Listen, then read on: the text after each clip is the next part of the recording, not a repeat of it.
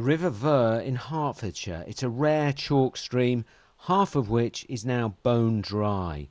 A lack of rain and water companies taking the supply upstream mean it has now gone completely. This stretch here, the last 2 years up until this spring, we had lovely flowing water. In 2019, big drought, we had no water. In the past, it used to have water in it most of the time. In modern times, it has water in it very seldom, for a couple of years at a time. And this river was running with water just a few months ago.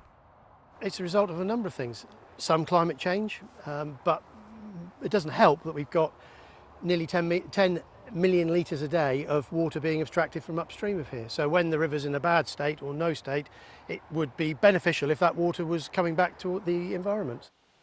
This was the river last April. Affinity, who abstract the water here, says it is committed to reducing that. The effects of the lack of rain are everywhere. London's green belt has gone yellow.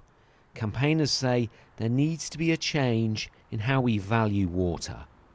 Only half of all households in the UK are metered at the moment. So it makes it really difficult for us to save water as families at a household level when we don't really know how much we're using. We need to see that rollout happening much faster.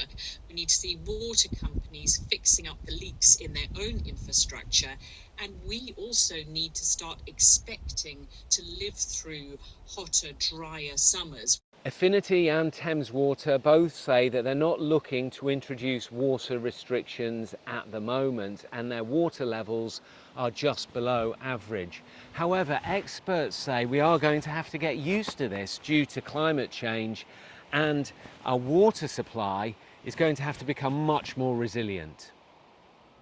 Experts say with a warming climate, heat waves and wildfires that we saw a few weeks ago will become more common, as will flash flooding that we saw last year. It means London will have to change, including its water supply.